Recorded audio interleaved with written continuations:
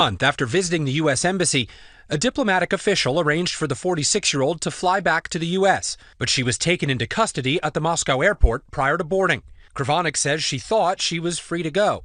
At her trial in February, just weeks before the Russian invasion of Ukraine, Krivanek was sentenced to 15 months in a penal colony. I start bawling. You will feel sad after watching this video to an end. Recently, I came across this interview from ABC where this lady was locked up in Russia with Brittney. But Joe administration decided and abandoned her. She recounted how she was treated in Russia after being released. She even signed a document where she would pay back the money, the deportation money from Russia to the United States. If you have been following the news, you realize she was released the same day with Brittney. American woman's harrowing account of her almost year-long ordeal behind bars in Russia. In her first national television interview, Sarah Kravonik told me her saga of being entangled in the Russian legal system, the harsh conditions at the penal colony where she says she was assaulted by a male inmate, and how she feels she's been abandoned. After nearly a year in a Russian prison, Sarah Kravonik is back home in the U.S. and speaking out in her first network TV interview. What's on your bruschetta? Come back. The English teacher had been living in Russia since 2017. Last November, she was arrested for assaulting her roommate with a knife. She says he was abusing her, and she acted in self-defense.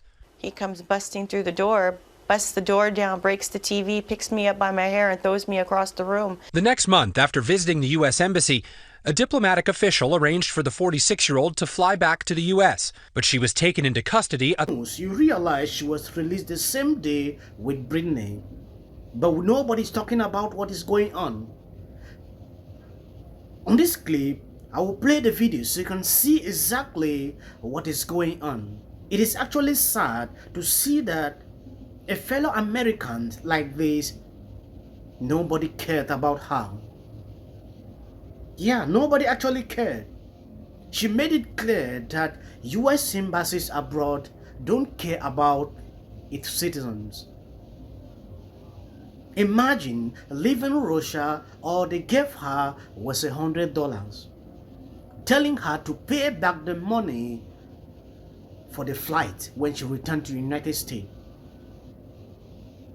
If you have not subscribed, please remember to do that, and if possible, why not share this video? God bless you as we dive straight into this clip. Down, breaks the TV, picks me up by my hair and throws me across the room. The next month, after visiting the U.S. Embassy, a diplomatic official arranged for the 46-year-old to fly back to the U.S., but she was taken into custody at the Moscow airport prior to boarding. Kravonik says she thought she was free to go. At her trial in February, just weeks before the Russian invasion of Ukraine, Kravonik was sentenced to 15 months in a penal colony. I start bawling. I'm just sobbing. I can't even speak. I can't speak in English. I can't speak in Russian.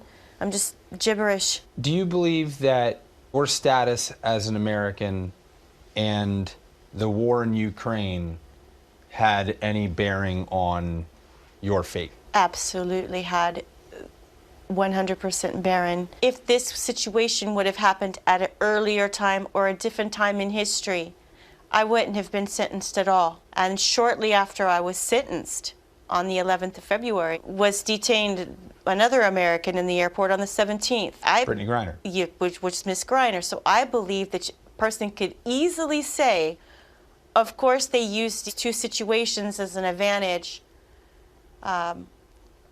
for their political agenda. There's a stark contrast between the attention paid to WNBA star Brittney Griner's case and Kravonik's. I don't always support somebody, when it concerns going after or attacking another person. She said she was doing that as self-defense. So I take that word deep in my heart. Now, she said something also that they did this for their political reasons. That is just a summary of what is going on. It is not like they could not release her, but she was less important, for their political reasons. Nobody talks about her. Nobody even reported news really pertaining to her situations. We were only hearing about Brittney. That is to tell you everything that we have been talking on this channel, which is extremely bad. When you claim like you care about your citizen, don't be one-sided. Make sure that it is you treat everybody equally. Don't do things because it will benefit you if you claim you are a good person. But the situation here is totally different. I concluded ever since. Stark contrast between the attention paid to WNBA star Brittney Griner's case and Kravonek's. Unlike Griner, the State Department never classified Kravonik as wrongfully detained. It feels like that my patriotism or my citizenship to my own country meant absolutely nothing. They might as well have just left me there.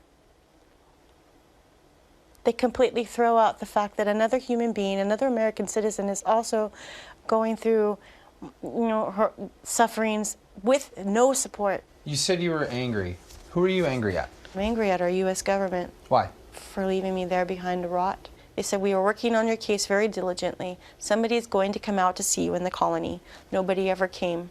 Kravonik served her time in a remote penal colony housing male and female inmates. She says she had no way to communicate with the outside world. She was desperate for anyone outside the prison to know where she was. I thought I could complain about the prison administration and the conditions of how I'm living to the right person. No, you cannot do that. And my punishment was soft compared to what they can do to you. So I took my punishment like a lamb to the slaughter. Across the world in California, and unbeknownst to Kravonik, her longtime friend Anita Martinez had been working tirelessly to get answers. I wrote letters to the White House, to the State Department, to the embassy.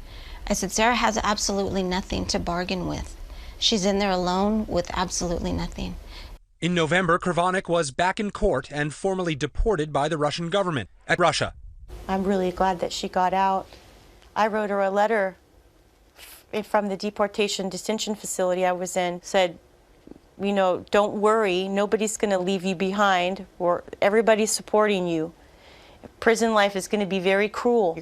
God bless you for watching me. There is one thing I want to share with you. Yes, going through my comment section, there is something I realize with people. We need to have a voice.